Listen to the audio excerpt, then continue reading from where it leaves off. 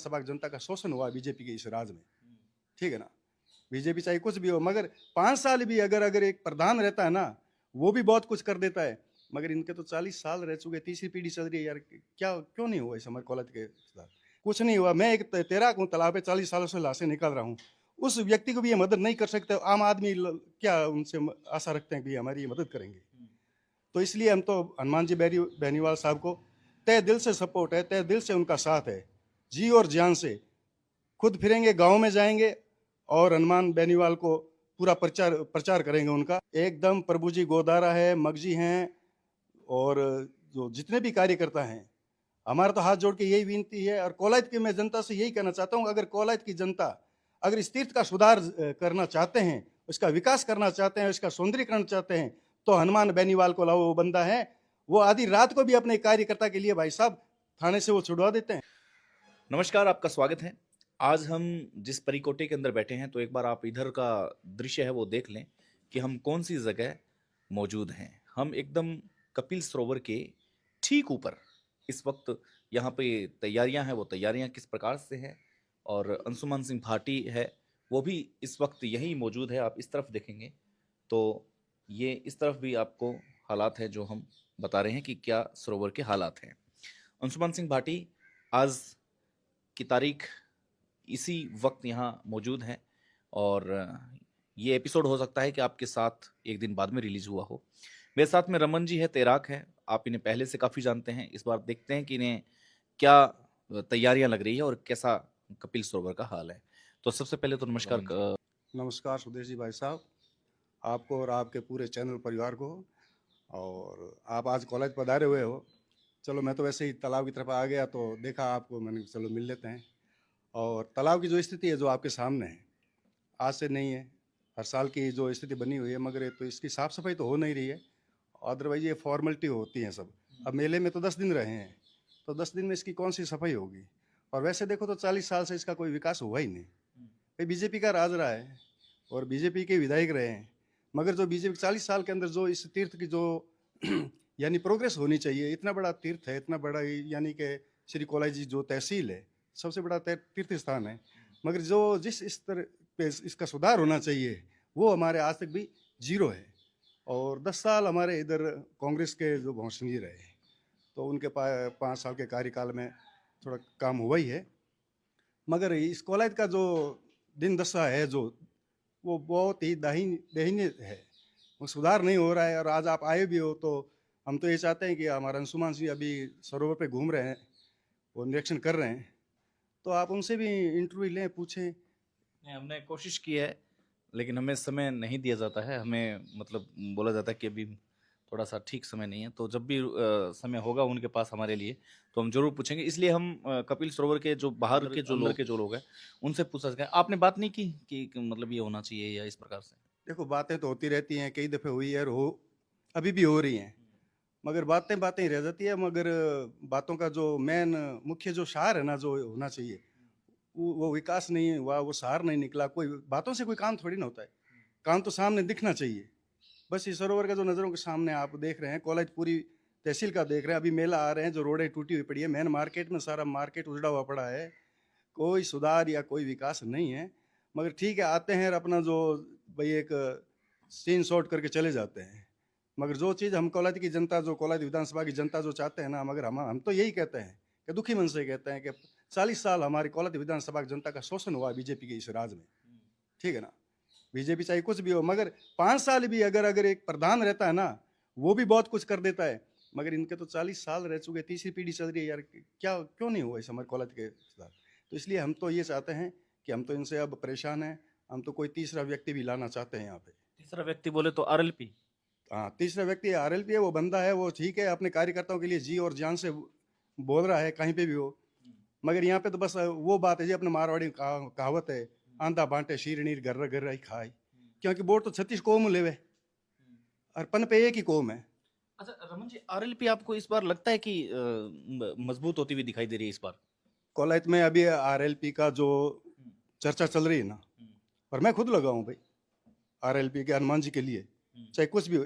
भाई इतने साल इनके साथ रह के देख लिए, कुछ नहीं हुआ। मैं एक तैराक हूँ, तालाब पे 40 सालों से लाशें निकाल रहा हूँ। उस व्यक्ति को भी ये मदद नहीं कर सकते, आम आदमी क्या उनसे आशा रखते हैं कि हमारी ये मदद करेंगे। तो इसलिए हम तो हनुमान जी बेनीवाल साहब को तय दिल से सपोर्ट है, तय दिल से उनका साथ है, जी और जान से।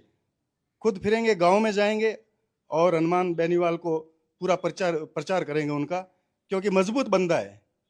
उसके बीच में बात के अंदर लाग लपट नहीं है, स्पष्टवादी है, क्लियर व्यक्ति है वो बंदा। आप ब्राह्मण हैं, जी हम ब्राह्मण। कहते हैं ब्राह्मण प्योर शुद्ध बीजेपी का वोटर है। जी बीजेपी की तो है ही, मगर हम ये चाहते हैं कि हमारे कॉलेज में बीजेपी नहीं आनी चाहिए। वरना बीजेपी का ऊपर बीजेपी नीचे आरएल। हाँ, ऊपर बीजेपी आ सके, चाहे पूरे भारत में आए, चाहे कुछ भी हो।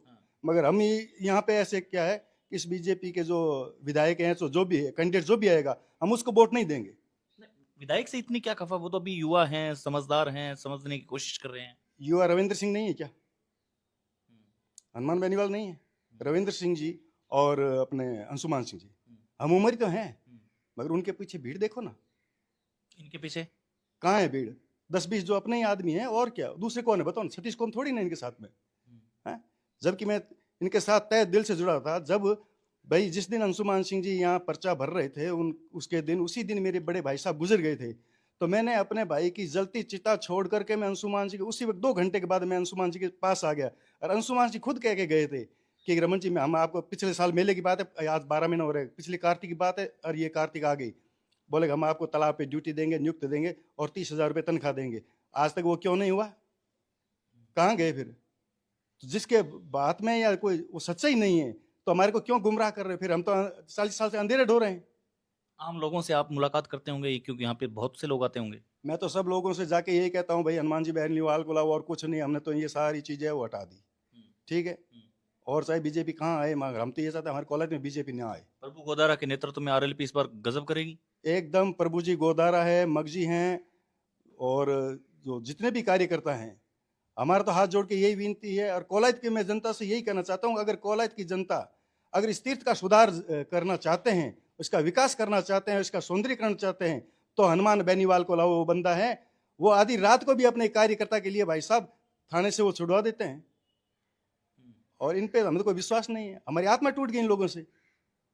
बहुत विश्वास किया हम लोगों ने, इसलिए प्रभु जी गोदारा है। प्रभु जी गोदारा से मैं ये कहता हूँ, और मगजी जो जजुअल हैं गोदारा साहब, उनसे भी मैं ये कहता हूँ, और हनुमान जी को भी मैं ये कहता हूँ कि हनुमान जी बेफिक्र रहो, इस बार आप कॉलेज आओ, जितना हमसे सहयोग होगा दिल ठोक के करेंगे। इस 29 तारीख को आपको क्या लग रहा है, कितनी 29 भीड़? तारीख को हम जितने भी हमारे कार्यकर्ता हैं, मेरे सैकड़ों कार्यकर्ता हैं, मेरे यार दोस्त भाई हैं, जो पुराने हमारे जो शिव सैनिक मेरे कार्यकर्ता हैं, जो माधुगढ़ है, बीटनोक है, गुड़ा है, इधर है, सबको मैंने मैसेज दिया है और सबको यही कहा है कि अपने अपने गांव से जितने भी कार्यकर्ता है 29 तारीख को हनुमान जी की जो रैली है, उसके अंदर तन मन धन से यानी बढ़ करके भाग लेना है और उस बंदे को मजबूत करना है।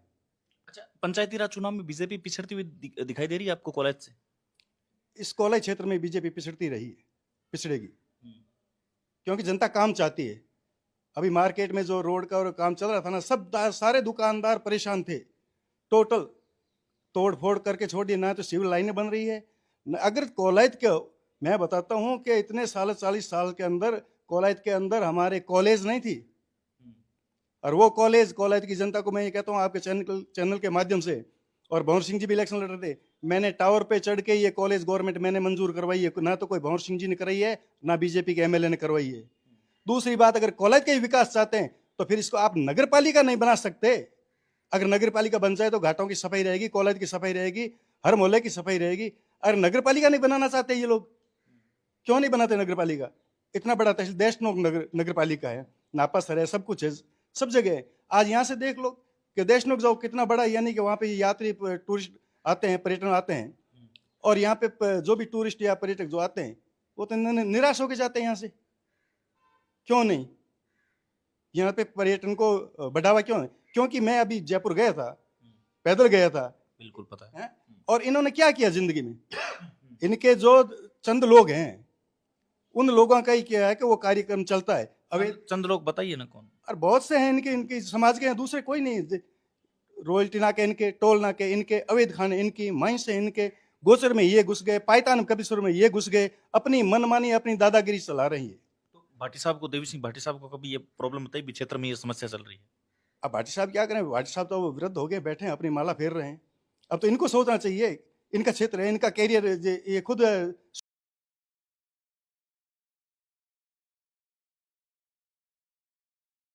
स्वयं तय करे। हैं? बस घूम फिर करके वही कार्य करता है, बस वही आके बैठ जाते हैं और कुछ नहीं। रमन जी, अंतिम प्रश्न आपसे पूछूंगा मैं। आपने बहुत सी डेड बॉडी को निकाला है, हर सरकार से आप मांग करते हो, आपकी आवाज को कई बार हम उठाते रहे हैं। आपको लगता है कि कभी आपकी पीड़ा को कोई सरकार समझेगी कि इस इतने मतलब घने तालाब के अंदर, सरोवर के अंदर बॉडी को निकालना, अंदर कांटों में से निकालना, इतनी बड़ी बड़ी मछलियां हैं जहाँ प्रशासन अपने हाथ खड़े कर देता है, वहां आप बॉडी निकालते हो? देखो, ये कपिल मुनि का आशीर्वाद है और सब जनता का आशीर्वाद है, और मैं निस्वार्थ भाव से ये कार्य कर रहा हूँ। और इस कार्य के प्रति कभी ना तो प्रशासन ने ध्यान दिया, और इनको कई दफ़े मैंने अवगत करवा दिया अंशुमान सिंह जी से। एमएलए साहब लोकल हमारे यहाँ के विधायक है, तो फर्ज तो इनका ही बनता है, मगर इन्होंने कभी, इनके ये है ही नहीं। अगर मेरी जगह अगर इनके राजपूत समाज का एक भी बंदा एक लाश निकाल देता, तो उनको उसी दिन ड्यूटी मिल जाती, उनको सम्मानित करते और उनका स्वागत करते, क्योंकि मैं जात का ब्राह्मण हूँ भाई साहब। हमारे प्रति इनकी हीन भावना है। तो ऊपर भजनलाल तो ब्राह्मण है ना? तो भजनलाल जी ब्राह्मण है तो क्या ब्राह्मण हो गया क्या? उस ब्राह्मण में तो उसको मैं नहीं मानता, उसमें दम नहीं है, हैं? वो भी मुख्यमंत्री हैं, और योगी आदित्यनाथ भी मुख्यमंत्री है, हेमंत शर्मा भी जो है वो भी असम के मुख्यमंत्री है। वो गरज रहा है, दाड़ रहा है, तो फिर ये क्यों नहीं कर रहे? कुछ कुछ करके दिखाओ। खाली ब्राह्मण होने से क्या हो गया? क्या ब्राह्मण की मैं उसकी तारीफ करूं? जो मैं काम की तारीफ करता हूं। चाहे भजनलाल जी मुख्यमंत्री हो गए तो क्या हो गए? क्या किया? कभी इस कॉलेज को आके देखा भजनलाल जी ने? इतना बड़ा तीर्थ है, विधानसभा क्षेत्र 40 साल से बीजेपी के राज चला, तो भजनलाल जी का क्या कर्तव्य नहीं बनता? इस बार यहां से नील जाएंगी बीजेपी, और हम बीजेपी के हैं, तन मन धन से बीजेपी के हैं, मगर अब इनसे दुखी हो गए। इस वजह हम बीजेपी इस बार सपोर्ट नहीं करेंगे। इस बार रमन जी बहुत बहुत आभार, धन्यवाद आपका। जो इस बार बीजेपी का कोर वोटर हैं, क्योंकि रमन जी है जो बीजेपी के कोर वोटर माने जाते हैं, और ये ब्राह्मण समाज से आते हैं, तो ब्राह्मण भी बीजेपी का वोटर होता है, लेकिन इस बार आरएलपी में जाते हुए दिखाई दे रहे हैं। यानी कि ये समीकरण श्री कोलायत का नहीं, ये लगभग पूरे बीकानेर का समीकरण बदलता हुआ दिखाई दे रहा है। नमस्कार, आभार।